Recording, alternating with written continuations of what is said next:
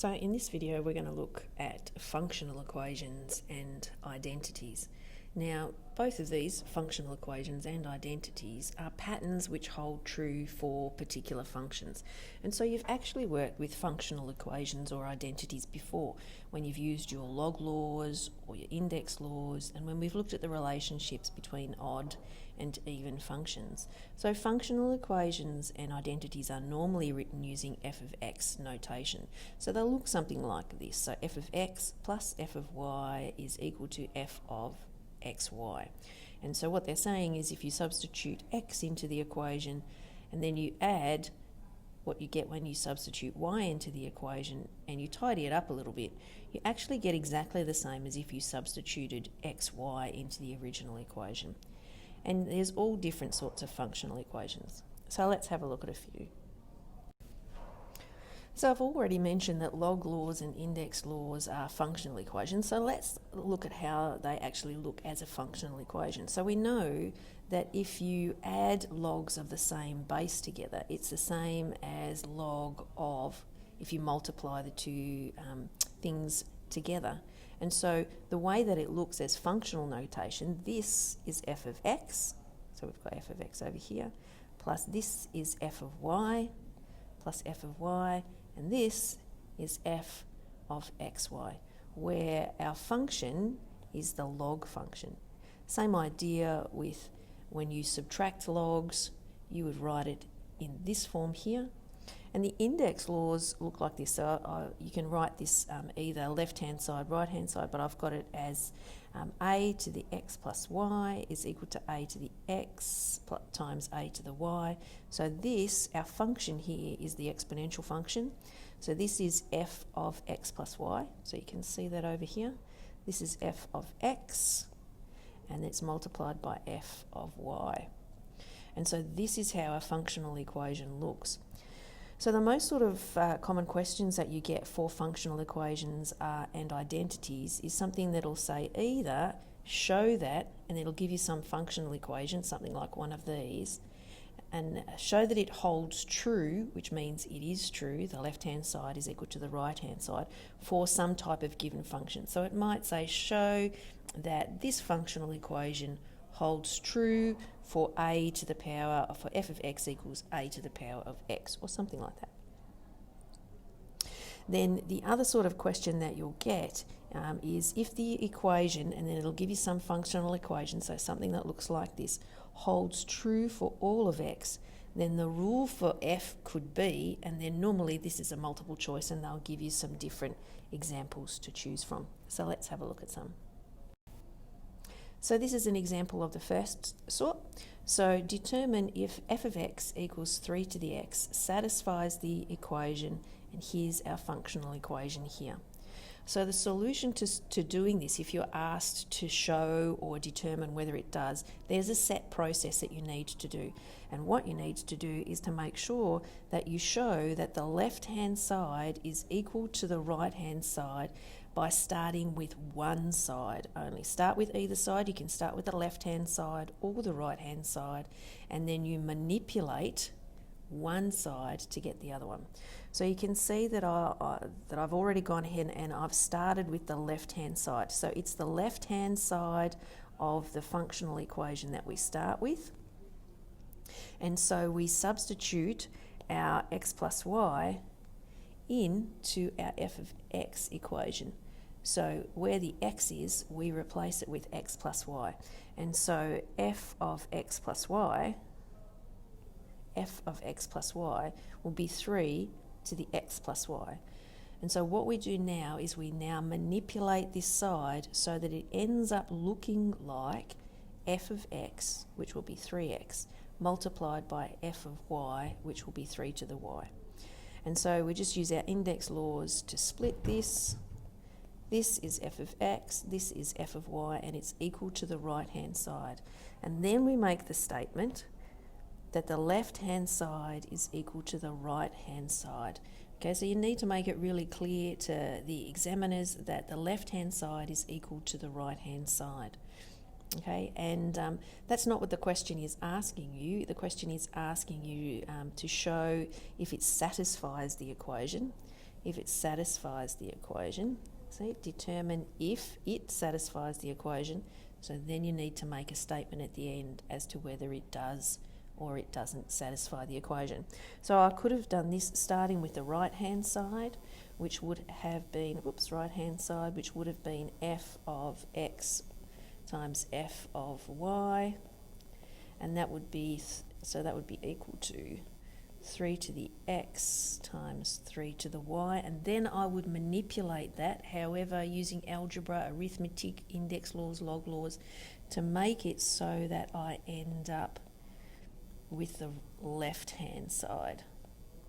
And then I write right-hand side equals left-hand side, therefore equation is satisfied. Therefore equation satisfies. And we're done. But always left hand, start with one, manipulate to get the other, and then make a statement at the end. So this is an example of the second sort of question that you would normally get. If the equation f of 2x minus 2f of x is equal to 0 for all real values of x, that's interesting, then the rule for f could be, and there's our options. So we've actually got a domain specified here in the question, and sometimes you'll have a domain specified and sometimes you don't. So our domain for this function is that x is an element of the reals. So immediately we can go through our options that we've got here and eliminate any of the functions that don't fit this domain. So let's go through what we've got here. So x can be any real number here. This one has a domain restriction. So here we need, the domain is going to be such that 2x is greater than or equal to 0. So not all real numbers. C is okay. It can take all real numbers. D has a domain restriction, and the domain restriction for D is that x over 2, you can't take the log of a negative number or 0, so we need that to be greater than or equal to 0. So x can't be any real numbers. And finally, we have this one here, which can take any real numbers. And then because it's a multiple choice question, you'll have access to your CAS. And then this is how you go about doing a question like this. So you'll define your function so that you don't have to type it multiple times. So define the function and then put in the original functional equation equal to 0 and see what it says. Now, if it gives you anything weird, sometimes it'll just spit the sum back out at you. Okay, anything that doesn't say true, see this one says true, anything that doesn't say true is not true. Okay, so you define the function,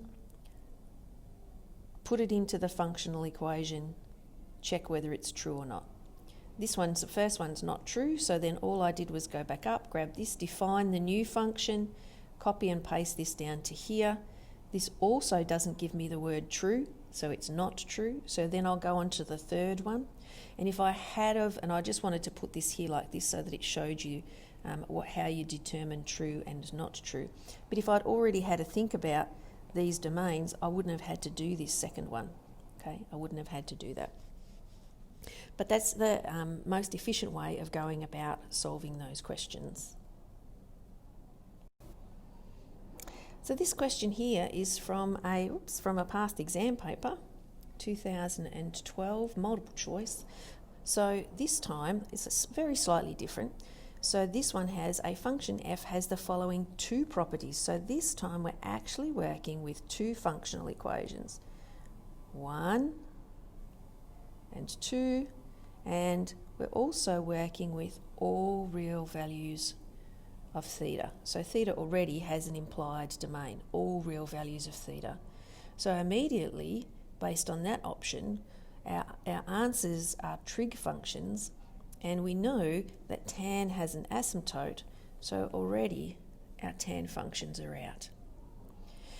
See how quickly it reduces your options if you think about any domain restrictions. Okay, so for this one, what I've done here, again, multiple choice, so I'm using my CAS. I've defined our first option as our function f of x, and then I've taken, and I've used x instead of theta because it's just quicker to get it on the calculator. As long as you remember in your writing of your answer that you don't put x, that you're actually working with theta. If this was a written response theta, it's perfectly fine to do it this way. So I've taken the first one and substituted sine, checked if it's true for sine. The very first one for sine is not true, which means the whole thing's not true, and then I moved on to cos. And so I've done the first one for cos, and it's said it's true. So then what I need to do is go on and try the second one for cos. And I haven't done it here. Do for second equation, because I'm going to leave it for you to do, to find which one it is. So it's either going to be this one or it's going to be this one, and you're going to need to try it for both of these functional equations. This final example is a very interesting one. You can see that there's actually two functional equations in here, as well as finding A, B, C and D. So it's quite a complex question, so let's have a look at it. Part of the graph of y is equal to fx, where f is reals to reals, which means their functions go on to infinity in both directions for f of x. This is our f of x function here. For a fixed non-zero real constant p, a fixed non-zero real constant, fixed non-zero real constant p. So p is some particular set value. The 3 points A, B and C with coordinates, so this is the coordinates of A, this is the coordinates of B, and this is the coordinates of C respectively, lie on a straight line. Show that f of minus p plus f of p divided by 2 is equal to f of 0. Okay, so maybe what we should do is start by putting some coordinates on our points. So I'll go ahead and do that. Okay, so there's our points with some particular marks on the x-axis and the y-axis to help us. So let's have a look at this question again. So we need to show that f of minus p, which is this value up here, plus f of p, which is this value down here. So it's really that distance to f of minus p and that distance to f of p. So we can think of this top line as the distance from here to here. When you divide that distance in half, if that's the distance, when you divide that distance in half, you get that distance there. So that means that this distance is the same as this distance, which means that this b value is the midpoint of these two. The midpoint of those two is what this is saying here. So how do we go about showing that?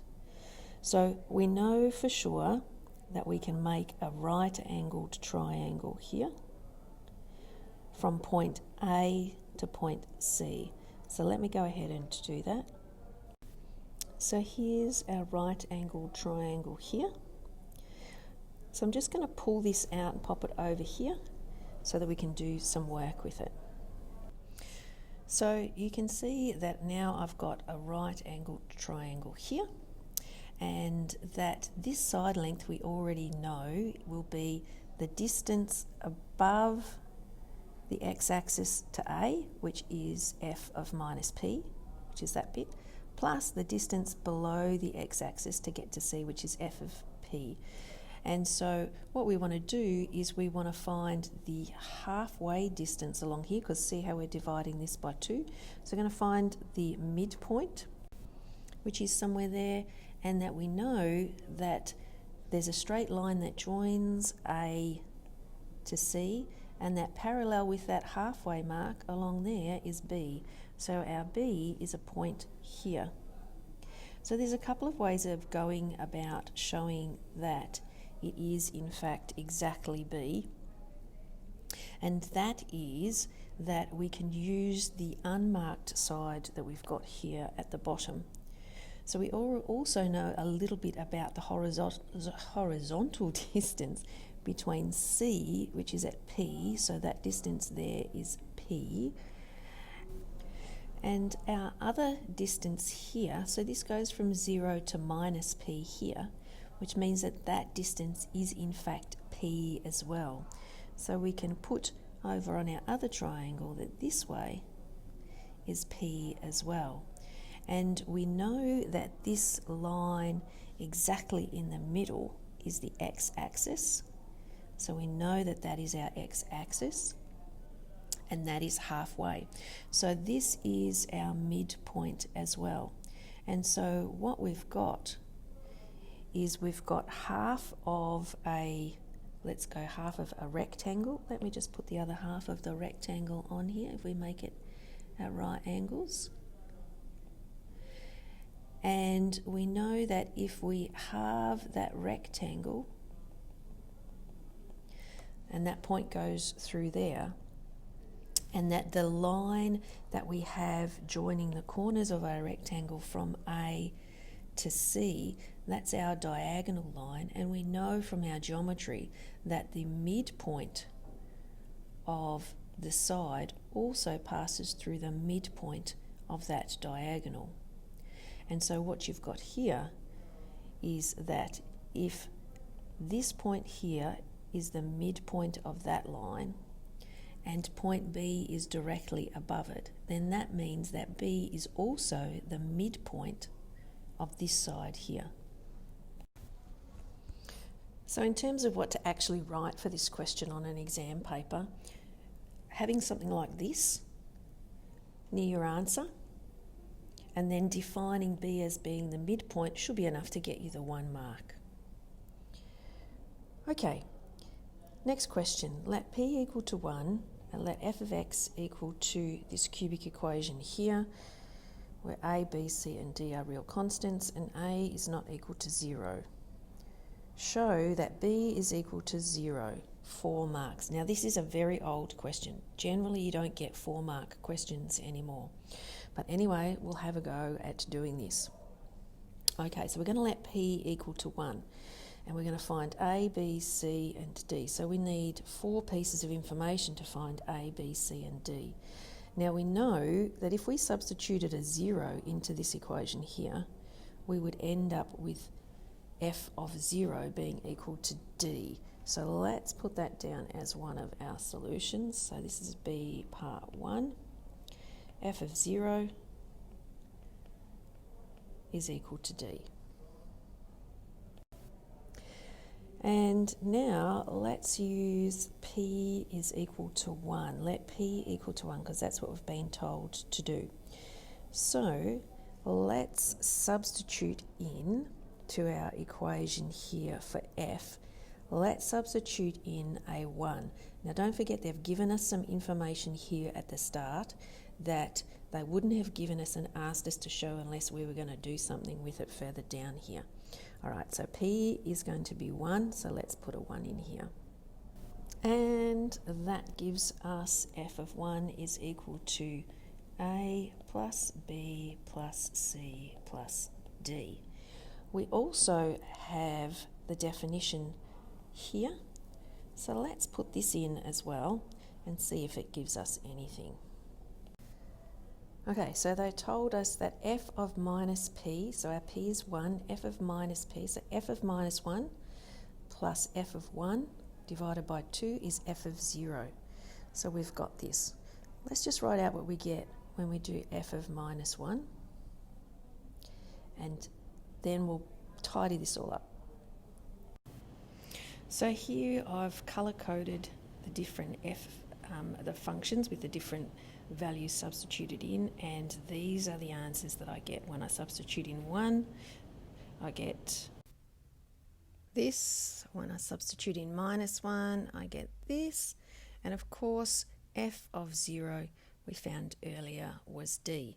So let's have a look at what happens when we substitute those into the equation, like I've done here.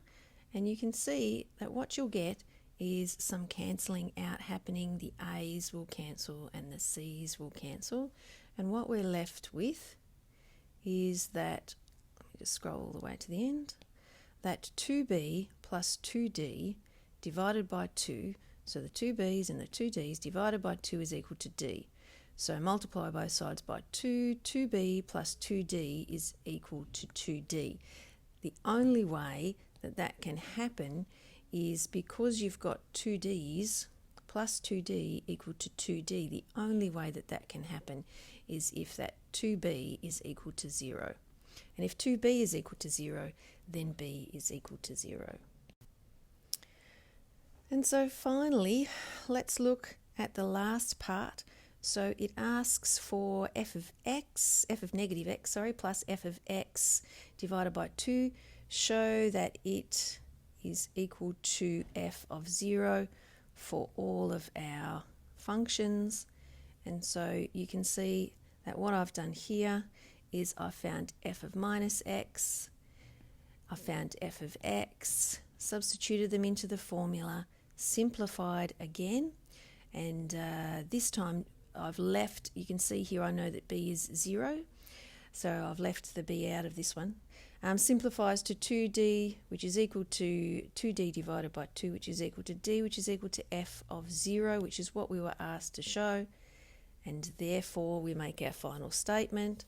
Therefore, this is true.